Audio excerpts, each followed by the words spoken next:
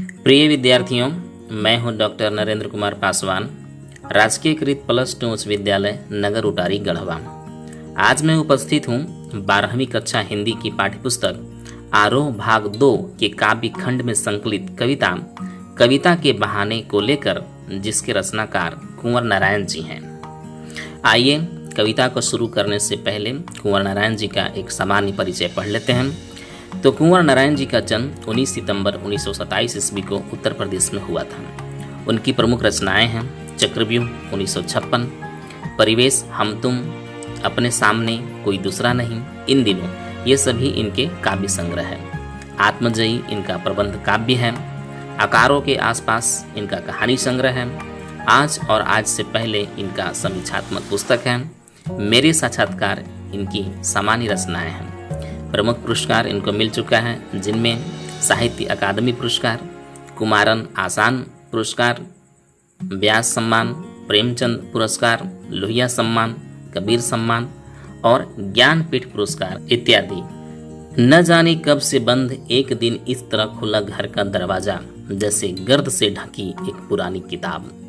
गर्द से ढकी हर पुरानी किताब खोलने की बात कहने वाले कुंवर नारायण ने सन 1950 के आसपास काव्य लेखन की शुरुआत की। उन्होंने कविता के अलावा चिंतन परक लेख, कहानियां और सिनेमा तथा अन्य कलाओं पर समीक्षाएं भी लिखी हैं, किंतु कविता की विधा को उनके सृजन कर्म में हमेशा प्राथमिकता प्राप्त रही। नई कविता के दौर में जब प्रबंध काव्य का स्थान प्रबंधत्व की दावेदार लंबी कविताएं लेने लगी, तब कुंवर नारायण ने आत्मजयी जैसा प्रबंध काव्य रचकर भरपूर प्रतिष्ठा प्राप्त की। आलोचक मानते हैं कि उनकी कविता में व्यर्थ का उलझाव, अखबारी सतहीपन और वैचारिक धुंध के बजाय संयम, परिष्कार और सुथरापन है। भाषा और विषय की विविधता उनकी कविताओं के विशेष गुण माने जाते हैं। उनमें यथार्थ का खुरदरापन भी मिलता है और उसका सहज सौंदर्य भी। सीधी घोषणाएं और फैसले उनकी कविताओं में नहीं मिलते, क्योंकि जीवन को मुकम्मल तौर पर समझने वाला एक खुलापन उनके कवि स्वभाव की मूल विशेषता है। इसलिए संशय, संभ्रम, प्रश्नाकुलता उनकी कविता के बीज शब्द हैं। कुंवर जी पूरी तरह नागर संवेदना के कवि हैं। विवरण उनके यहाँ नहीं के बराबर है, पर व्यक्तिक और सामाजिक ऊहापोह का तनाव पूरी व्यंजकता में सामने आता है। एक पंक्ति में कहें तो इनकी तटस्थ वितराग दृष्टि, नोच खसोट, हिंसा प्रतिहिंसा से सहमे हुए एक संवेदनशील मन के आलोड़नों के रूप में पढ़ी जा सकती है। यह था कवि का परिचय। अब कविता को पढ़ने से पहले इसकी जो पृष्ठभूमि है, इसे पढ़ लेते हैं। कुंवर नारायण जी की यहाँ 2 कविताएं ली गई हैं। पहली कविता है कविता के बहाने, जो इन दिनों काव्य संग्रह से ली गई है। इन दिनों कुंवर नारायण जी का काव्य संग्रह है, जिसमें यह कविता संकलित है। आज का समय कविता के वजूद को लेकर आशंकित है। शक है कि यांत्रिकता के दबाव से कविता का अस्तित्व नहीं रहेगा। ऐसे में यह कविता की अपार संभावनाओं को टटोलने का एक अवसर देती है। कविता के बहाने यह एक यात्रा है जो चिड़िया, फूल से लेकर बच्चे तक की है। एक ओर प्रकृति है, दूसरी ओर भविष्य की ओर कदम बढ़ाता बच्चा। कहने की आवश्यकता नहीं कि चिड़िया की उड़ान की सीमा है। फूल के खिलने की साथ उसकी परिणति निश्चित है, लेकिन बच्चे के सपने असीम हैं। बच्चों के खेल में किसी प्रकार की सीमा का कोई स्थान नहीं होता। कविता भी शब्दों का खेल है, और शब्दों के इस खेल में जड़, चेतन, अतीत, वर्तमान और भविष्य सभी उपकरण मात्र हैं। इसलिए जहाँ कहीं रचनात्मक ऊर्जा होगी, वहाँ सीमाओं के बंधन खुद ब खुद टूट जाते हैं। वो चाहे घर की सीमा हो, भाषा की सीमा हो, या फिर समय की ही क्यों न हो। यह हो गई आपकी कविता की पृष्ठभूमि। अब आइए शुरू करते हैं कविता के बहाने। कविता एक उड़ान है चिड़िया के बहाने। कविता की उड़ान भला चिड़िया क्या जाने। बाहर भीतर, इस घर उस घर, कविता के पंख लगा उड़ने के माने चिड़िया क्या जाने। सर्वप्रथम मैं कठिन शब्दों को देख लेता हूँ। वैसे तो कोई यहाँ पर कठिन शब्द है नहीं, फिर भी उड़ान, जिसका अर्थ होता है उड़ना, चिड़िया, पक्षी, और पंख पंख का अर्थ होता है पर या डैने। एक और है माने। माने का अर्थ होता है अर्थ या मतलब। उड़ने के माने अर्थात उड़ने के मतलब या उड़ने के अर्थ। कविता की संदर्भ सहित व्याख्या प्रस्तुत करने के संदर्भ में आपको संदर्भ, प्रसंग, व्याख्या, काव्य सौंदर्य इत्यादि लिखना होता है। मैंने पहले ही बताया है कि आप इसे किस प्रकार लिखेंगे। तो सर्वप्रथम आप संदर्भ लिखिए। इसका संदर्भ होगा प्रस्तुत पंक्तियाँ हमारी पाठ्य पुस्तक आरू भाग 2 में संकलित कविता के बहाने से ली गई है। इसके रचनाकार कुंवर नारायण जी हैं। मूल रूप से यह कविता कुंवर नारायण जी की काव्य संग्रह इन दिनों में संग्रहित है। इसके बाद प्रसंग लिखेंगे। प्रसंग इस प्रकार होगा कि इन पंक्तियों में कवि ने कविता की यात्रा के बारे में बताया है, साथ ही चिड़िया के उड़ान से तुलना करते हुए कविता को श्रेष्ठ बताया है। इन पंक्तियों में कवि की कल्पना शक्ति का भी वर्णन किया गया है। अब कविता की व्याख्या देखिए। कवि महोदय इन पंक्तियों में कहते हैं कि कविता की उड़ान है चिड़िया के बहाने, अर्थात जिस प्रकार चिड़िया आकाश में अपने पंख फैलाकर उड़ती है, उसी प्रकार कवि भी जब कविता की रचना करता है तब वह भी कल्पना की उड़ान भरता है।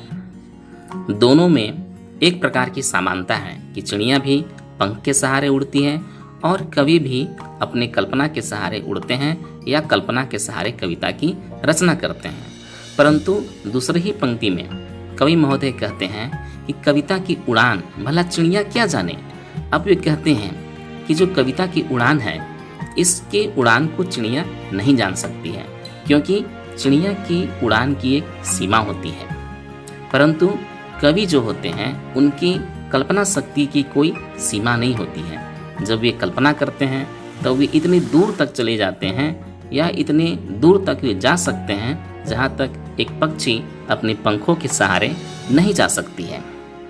वे कहते हैं कि बाहर भीतर इस घर उस घर यह एक पक्षी कर सकती है, कि भी बाहर उड़ सकती है, घर के अंदर उड़ सकती है, इस घर उस घर तक वह जा सकती है, वही उसकी सीमा है।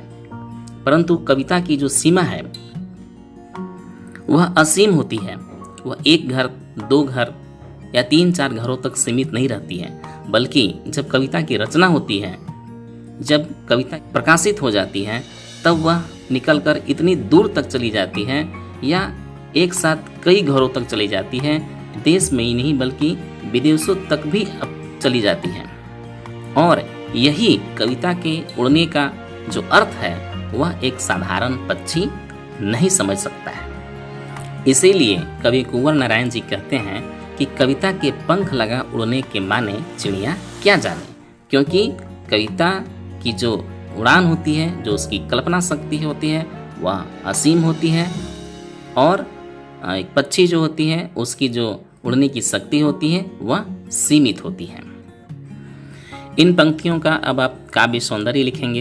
ये किस प्रकार लिखा जाता है मैं इसे बता रहा हूँ। आप लिखेंगे कि प्रस्तुत पंक्तियों की भाषा साहित्यिक खड़ी बोली है, कविता की रचना मुक्त छंद में हुई है, बाहर भीतर इस घर उस घर में र वर्ण की आवृत्ति होने से एवं कविता की में क वर्ण की आवृत्ति होने से अनुप्रास अलंकार है, भाषा सरल एवं प्रवाह युक्त है, चिड़िया क्या जाने में प्रश्न चिन्ह है, अर्थात यहाँ पर प्रश्न अलंकार है, बहाने जाने माने जाने में तुकबंदी होने से कविता और प्रभावी हो गया है। बाहर भीतर इस घर उस घर यह सभी मानवीय क्रियाएं हैं, जिससे कविता का यहाँ मानवीकरण अलंकार हो गया है, कविता का मानवीकरण हो गया है। कविता एक उड़ान है चिड़िया के बहाने में उत्प्रेक्षा अलंकार है। कविता का उड़ान भला चिड़िया क्या जाने में विरोधाभास अलंकार है। कविता में बिंबों प्रतीकों का भी प्रयोग किया गया है। कविता के पंख कवि के कल्पना शक्ति का प्रतीक है। इतना पर्याप्त है। अब देखते हैं अगला छंद। कविता एक खिलना है फूलों के बहाने, कविता का खिलना भला फूल क्या जाने, बाहर भीतर इस घर उस घर बिना मुरझाए महकने के माने फूल क्या जाने। इसमें जो कठिन शब्द है मैं उसे पहले देख लेता हूँ। कठिन शब्द तो वैसे कुछ है नहीं। एक है महकने। महकने का अर्थ होता है सुगंध बिखेरना। मुरझाना, मुरझाए, ये होता है फूल की परिणति, अर्थात जब फूल सूख जाती है, समाप्त होने के कगार पर पहुंच जाती है, तब उसे कहा जाता है मुरझाना, समाप्त हो जाना। इस छंद का संदर्भ आप वही रखेंगे, इसका प्रसंग बदल जाएगा। आप इसका प्रसंग लिखेंगे। इन पंक्तियों में कवि ने कविता को कालजयी होने अर्थात चिर अस्थायी होने की बात कही है। अब आप व्याख्या देखिए। कवि कुंवर नारायण जी कहते हैं कि कविता एक खिलना है फूलों के बहाने। वे कहते हैं कि जिस प्रकार फूल पंखुड़ियों के माध्यम से खिलता है, उसी प्रकार कविता भी खिलता है शब्दों के माध्यम से। फूल जिस प्रकार धीरे धीरे विकसित होती है, उसी प्रकार कविता भी शब्दों वाक्यों के माध्यम से धीरे धीरे विकसित होती है, अर्थात बड़ी होती है। परंतु अगली ही पंक्ति में वे कहते हैं कि कविता का खिलना भला फूल क्या जाने, अर्थात वे बताते हैं कि फूल का खिलना और कविता का खिलना में अंतर है। वह अंतर यह है कि फूल खिलने के पश्चात एक समय पर आने पर वह मुरझा सकता है, समाप्त हो सकता है, परंतु कविता जब शब्दों के माध्यम से खिलकर प्रकाशित होकर समाज के बीच, देश के बीच, लोगों के बीच आती है, तब वह खिलती रहती है, अपना सुगंध बिखेरती रहती है। परंतु फूल जब परिणति को प्राप्त होता है, मुरझाने की स्थिति में आ जाती है, सूख जाती है, तब उसके सुगंध समाप्त हो जाते हैं। वे आगे कहते हैं कि बाहर भीतर इस घर उस घर बिना मुरझाए महकने के माने फूल क्या जाने। वे कहते हैं कि फूल इस घर उस घर या कई लोगों के घर के अंदर या बाहर लगी होती है और वहीं से अपना सुगंध बिखेरती है। सुगंध बिखेरने की भी उसकी एक सीमा होती है, क्योंकि जब वह मुरझा जाती है तब वह समाप्त हो जाती है, उसमें से सुगंध निकलने की प्रक्रिया समाप्त हो जाती है। परंतु जब कविता की रचना होती है शब्दों के माध्यम से, कवि के कल्पना शक्ति के सहारे, तब वह प्रकाशित होकर किसी एक घर तक सीमित नहीं रहती है। वह अपना सुगंध, अपना ज्ञान हजारों हजार, लाखों लाखों लोगों तक पहुंचाती है और यह बात फूल नहीं समझ सकती है। दोनों में यही अंतर है कि एक अस्थायी है और दूसरा अस्थायी है। आप अपने पड़ोस में भी देख सकते हैं कितने ही फूल खिलते हैं जो कुछ दिनों के बाद मुरझा जाते हैं, परंतु आप जो अपने कक्षाओं में जिन कवि, रचनाकारों, साहित्यकारों की कहानियाँ, कविताएं इत्यादि आप पढ़ते हैं, वह आप देख लीजिए। बहुत से ऐसे कवि हैं जिनकी रचनाएं आज से हजारों वर्ष पूर्व हुई हैं, परंतु आज भी उसे हम पढ़ रहे हैं, उनके ज्ञान से लाभान्वित हो रहे हैं। कबीरदास जी हैं, तुलसीदास जी हैं, मीराबाई हैं, गुरु नानक जी हैं।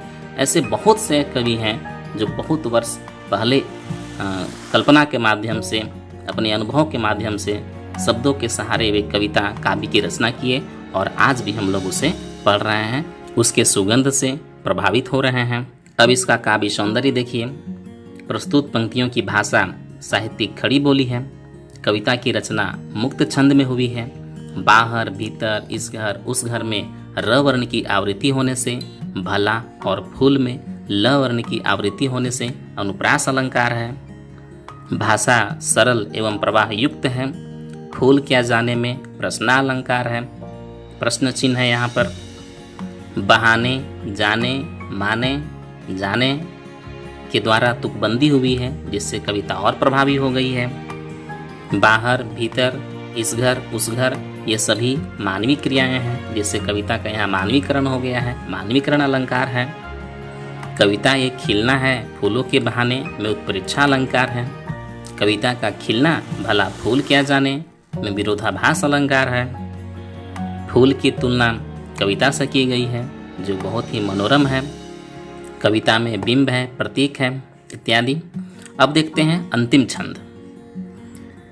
कविता एक खेल है बच्चों के बहाने। बाहर भीतर यह घर वह घर सब घर एक कर देने के माने बच्चा ही जाने। इसमें कोई कठिन शब्द है नहीं। सब घर एक कर देने के माने अर्थ हुआ सब घर बराबर कर देने, सबको बराबरी का दर्जा देना। इसका आप संदर्भ वही रखेंगे, प्रसंग इसका बदल जाएगा। इन पंक्तियों का प्रसंग आप लिखेंगे कि इन पंक्तियों में कवि ने बच्चों के खेल की तुलना कविता से की है। साथ ही जहाँ पर रचनात्मक ऊर्जा होती है वहाँ भाषा, देश और काल की सीमा टूट जाती है। अब आप व्याख्या देखिए। कवि ने कहा है कि कविता एक खेल है बच्चों के बहाने, बाहर भीतर यह घर वह घर सब घर एक कर देने के माने बच्चा ही जाने। वे कहते हैं कि जिस प्रकार बच्चे कहीं भी किसी भी समय खेलने लगते हैं, उसी प्रकार कवि भी अपने शब्दों के सहारे और कल्पना के सहारे कहीं भी किसी भी समय अपने भावों को प्रकट करने लगता है और रचनात्मक कार्य में लग जाता है। बाहर भीतर यह घर वह घर सब घर एक कर देने के माने बच्चा ही जाने। आगे कहते हैं कि जिस प्रकार बच्चे किसी भी घर या व्यक्ति से भेदभाव नहीं करते हैं, वह सभी घर को एक समान समझते हैं। सभी के घरों में वे खेलने चले जाते हैं और सभी से प्रेम करने लगते हैं। ठीक उसी प्रकार कविता भी होती है। यह किसी के साथ भेदभाव नहीं करती है। वह किसी एक व्यक्ति के लिए या किसी एक जाति या धर्म के लिए नहीं लिखी जाती है। उसका उद्देश्य व्यापक होता है। बच्चों के लिए सभी घर एक समान होते हैं। वे खेलने के समय अपने पराये में भेद नहीं करते। इसी तरह कवि अपने शब्दों से आंतरिक व बाहरी संसार के मनोभावों को रूप प्रदान करता है। वह बच्चों की तरह बेपरवाह है। कविता पर कोई बंधन लागू नहीं होता है। इस प्रकार कवि ने कविता और बच्चों में एक समानता पाई है जो उचित ही है। इन पंक्तियों का आप काव्य सौंदर्य लिखेंगे कि प्रस्तुत पंक्तियां की भाषा साहित्यिक खड़ी बोली है, छंद मुक्त छंद है। बाहर भीतर यह घर वह घर में र वर्ण की आवृत्ति होने से, बच्चों के बहाने में ब वर्ण की आवृत्ति होने से अनुप्रास अलंकार है। बहाने माने जाने में तुकबंदी होने से कविता और प्रभावी हो गई है।